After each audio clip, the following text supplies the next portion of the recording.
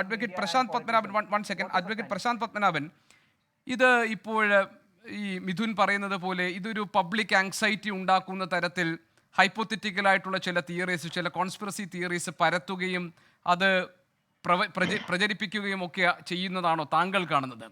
Is this not a matter of public concern? ഇത് ഈ വളരെ വലിയ ഈ സെക്യൂരിറ്റി ലാബ്സ് സംബന്ധിച്ച കാര്യങ്ങളിൽ താങ്കൾ കാണുന്ന കാര്യങ്ങൾ എന്തൊക്കെയാണ്, അഡ്വക്കേറ്റ് പ്രശാന്ത് പത്മനാഭൻ? ഇതില് നമ്മളെല്ലാം ഒരു സാധാരണ പൗരൻ എന്ന നിലയിൽ ഞാൻ ഇതിനെ നോക്കിക്കാണുന്നത്, നമ്മളെല്ലാം തെരഞ്ഞെടുത്ത് അയക്കുന്ന മെമ്പേഴ്സ് ഇരിക്കുന്ന ലോകത്തെ ഏറ്റവും വലിയ ജനാധിപത്യ രാജ്യത്തിന്റെ പാർലമെന്റിലാണ് ഈ സംഭവം നടക്കുന്നത്. അതിൽ നമ്മുടെ കേരളത്തിൽ നിന്നുള്ള 2 പ്രിയപ്പെട്ട MP-മാര് സുരക്ഷിതരായിരിക്കുന്നു എന്നുള്ളതിൽ ആദ്യമേ ഒരു സന്തോഷം രേഖപ്പെടുത്തുന്നു. ബാക്കി എല്ലാവരും സുരക്ഷിതരാണ്. അവിടെ ഇത്രയും കൊണ്ട് നിന്നു എന്നുള്ളതിൽ ആദ്യം ഒരു ആശ്വാസം രേഖപ്പെടുത്തുന്നു. പക്ഷേ വളരെ വലിയൊരു സുരക്ഷാ വീഴ്ചയാണ്. നേരത്തെ പറഞ്ഞതുപോലെ ഇത് അങ്ങേയറ്റം ക്ഷമയർഹിക്കാത്ത ആരുടെ ഭാഗത്തു നിന്നാണ് വീഴ്ച വന്നതെന്നുള്ളത് കണ്ടെത്തേണ്ടതുണ്ട്. കാരണം താങ്കൾ ഇപ്പോൾ പറഞ്ഞു കഴിഞ്ഞപ്പോഴാണ് ഞാൻ നോക്കിയത്, NDTV-യിൽ റിപ്പോർട്ട് ചെയ്ത് വന്നിട്ടുണ്ട്, ബോഡി സ്കാനിങ് മെഷീൻ ഇപ്പോഴാണ് ഇൻസ്റ്റാൾ ചെയ്യാൻ പോകുന്നത്.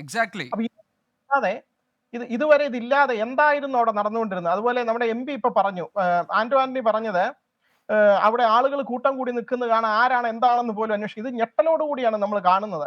എന്തെങ്കിലും സംഭവിച്ചിരുന്നെങ്കിൽ നമ്മുടെ ഇന്ത്യൻ പാർലമെന്റില് ഇങ്ങനെ ഒരു സംഭവം, ഇത് 2001 ഈ ഒരു സംഭവം നടന്ന, അതിൽ 9 പേര് കൊല്ലപ്പെടുകയും 15 പേര് ഇഞ്ചേർഡ് ആവുകയും ചെയ്തു. അതിൽ വധശിക്ഷയൊക്കെ കൊടുത്തതാണ് ഇന്ത്യൻ സുപ്രീം കോടതി. അങ്ങനെ ഒരു സംഭവം ഉണ്ടായിട്ട് അതിന്റെ ഒരു വാർഷികത്തില് പ്രത്യേകിച്ച് ഒരു ഭീകരാക്രമണത്തിന് പദ്ധതി ഇട്ടിട്ടുണ്ടെന്നുള്ള ഭീഷണിയും കൂടെ ഉള്ള സ്ഥിതിയിൽ പോലും ഈ സുരക്ഷയെ പറ്റി എപ്പോഴും സംസാരിക്കുന്ന, ഇന്നും ഞാൻ അറിഞ്ഞത് പാർലമെന്റില് സുരക്ഷയൊക്കെ സംബന്ധിച്ച പുതിയ വകുപ്പുകളൊക്കെ കൂട്ടിച്ചേർത്തിട്ട് ക്രിമിനൽ നടപടികളൊക്കെ നവീകരിച്ചുകൊണ്ട് പുതിയ ക്രിമിനൽ നടപടികളൊക്കെ ഡിസ്കസ് ചെയ്തുകൊണ്ടിരുന്ന സമയമായിരുന്നു. അങ്ങനെയുള്ള ഒരു ദിവസം, ഈ ദിവസത്തിന് വേറൊരു പ്രത്യേകത കൂടി ഉണ്ട്, അത് പറയാം. 1946 ഇന്നത്തെ ദിവസമാണ് അന്നത്തെ ഇന്ത്യൻ ഗവൺമെന്റിന്റെ പ്രധാനമന്ത്രിയായിരുന്ന Jawaharlal Nehru objective resolution പാസ്സാക്കിയത്.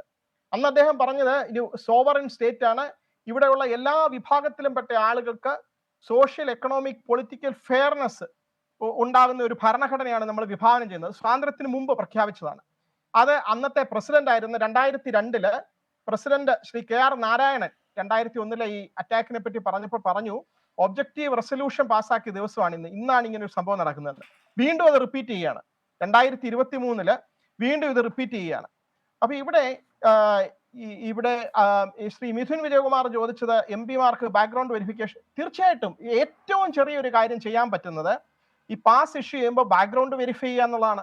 Background verify ചെയ്യാൻ അതിനു വേണ്ടിയിട്ടാണല്ലോ ഒരു MP, അത്രയും സീരിയസ് ആയിട്ടുള്ള ഒരു കാര്യമായതുകൊണ്ടാണ് MP തന്നെ പാസ് ഇഷ്യൂ ചെയ്യാനായിട്ട്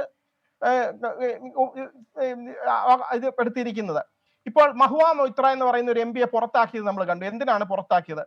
അവര് ലോഗിൻ ക്രെഡൻഷ്യൽസ് ഷെയർ ചെയ്തു എന്നുള്ള ഒരു കണ്ടെത്തലിന്റെ പുറത്താണ്. അപ്പോൾ ഒരാൾ അങ്ങനെ അറിയാൻ പേഴ്സണലായിട്ട് അറിയാൻ മേലാത്ത ആളുകളെ എങ്ങനെയാണ് ഒരു MP അകത്തേക്ക് കടത്തിവിട്ടത്? ഞാനിപ്പോ ന്യൂസ് പരിശോധിച്ചുകൊണ്ടിരിക്കുകയായിരുന്നു. അപ്പൊ ഇതില് അകത്ത് കയറിയ ഒരു സ്ത്രീ, നീലം ആസാദ്, സാക്ഷി മാലിക്കിന്റെ റെസ്ലേഴ്സിന്റെ ഒരു പ്രൊട്ടസ്റ്റ് ഉണ്ടായിരുന്നു. അതിൽ സാക്ഷി മാലിക്കിന്റെ മദറിനോടൊപ്പം ആ പ്രൊട്ടസ്റ്റിൽ പങ്കെടുത്ത് പോലീസ് ഡീറ്റെയിൻ ചെയ്തിരുന്നു. അരമണിക്കൂർ പോലീസ് ഡിറ്റൻഷനിൽ ഉണ്ടായിരുന്ന ഒരു സ്ത്രീ ആണെന്നുള്ളതാണ് ഇപ്പൊ ന്യൂസ് കണ്ടുകൊണ്ടിരിക്കുന്നത് ഇന്ത്യൻ എക്സ്പ്രസിൽ. അപ്പൊ ഇങ്ങനെ ഈ ബാക്ക്ഗ്രൗണ്ടുകളൊന്നും ചെക്ക് ചെയ്യാതെയാണ് തെരഞ്ഞെടുക്കപ്പെടുന്ന പ്രതിനിധികൾ പാസ് ഇഷ്യൂ ചെയ്യുന്നതെന്നുണ്ടെങ്കിൽ അവരുടെ തന്നെ സുരക്ഷയാണ്. അത് മാത്രമല്ല, ആരാണ് നാണം കെട്ടതെന്ന് ചോദിക്കുമ്പോൾ ഞാനിത് BJP എന്നോ അല്ലെങ്കിൽ ഭരണത്തിരിക്കുന്നവരെന്നോ മാത്രമല്ല, നമ്മുടെ രാജ്യത്തിന് മുഴുവൻ നാണക്കേടാണ്. പിന്നെ പുറമേയുള്ള രാജ്യങ്ങള് ഇപ്പൊ BBC-യിലും ബാക്കി ഇന്റർനാഷണൽ ന്യൂസിലും ഒക്കെ കാണിച്ചുകൊണ്ടിരിക്കുകയാണ് ഇന്ത്യൻ പാർലമെന്റിൽ ഇങ്ങനെ ഒരു സംഭവം നടന്നു എന്നുള്ളത്. അപ്പൊ ഇത് നമ്മുടെ രാജ്യത്തിന്, ലോകത്തെ ഏറ്റവും വലിയ ജനാധിപത്യ രാജ്യത്ത് ഇങ്ങനെ ഒരു സംഭവം നടക്കുന്നില്ലേ? ബാക്കി സുരക്ഷ ഖേദിച്ചുകൊണ്ട് പലയിടത്തും വൈറ്റ് ഹൗസിലൊക്കെ നടന്നിട്ടുണ്ട്. ട്രംപിന്റെ ഇലക്ഷൻ തോറ്റു കഴിഞ്ഞപ്പോൾ നടന്നത് നമ്മൾ കണ്ടു. ഇസ്രായേലിൽ ഒരു അറ്റാക്ക് നടന്നു കണ്ടു. പക്ഷെ അതൊന്നും ഇതിനൊരു ന്യായീകരണമല്ല. ഇത് ഏറ്റവും സുരക്ഷാ സംവിധാനം കൊടുക്കേണ്ട ഇന്ത്യൻ പാർലമെന്റിൽ ഇങ്ങനെ ഒരു സംഭവം ഉണ്ടായതിന്റെ വാർഷികത്തില് ഇത് പ്രതീക്ഷിച്ചുകൊണ്ടിരിക്കുന്ന ഒരു സമയത്ത് വീണ്ടും ഇങ്ങനെ ഒരു സംഭവം ഉണ്ടാകുന്നു. പിന്നെ വേറൊരു കാര്യം, നമ്മൾ ഒരു ലൈറ്റർ വെയിനിലാണെങ്കിൽ പോലും പാർലമെന്റ് എങ്ങനെയാണ് ഉദ്ഘാടനം ചെയ്തത്?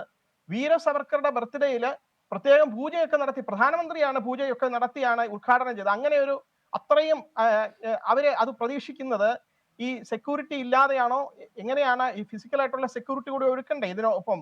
പൂജയ്ക്കൊപ്പം നമ്മളെ എന്ത് സുരക്ഷയാണ് അവിടെ ഉണ്ടായിരുന്നത്, ഇതുവരെ എങ്ങനെയാണ് അവിടെ പരിശോധിക്കപ്പെട്ടിരുന്നത് എന്നുള്ളത് വളരെ വലിയൊരു ചോദ്യചിഹ്നമായിട്ട് വരികയാണ്. ഇപ്പൊ പെട്ടെന്ന് ആളുകളെ കടത്തിവിടുന്നതൊക്കെ നിർത്തിയിരിക്കുകയാണെന്ന് ന്യൂസ് കണ്ടു.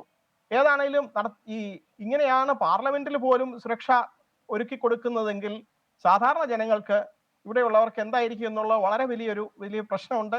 അത് എത്രയും പെട്ടെന്ന് പരിഹരിക്കാൻ ഗവൺമെന്റ് കഴിയട്ടെ.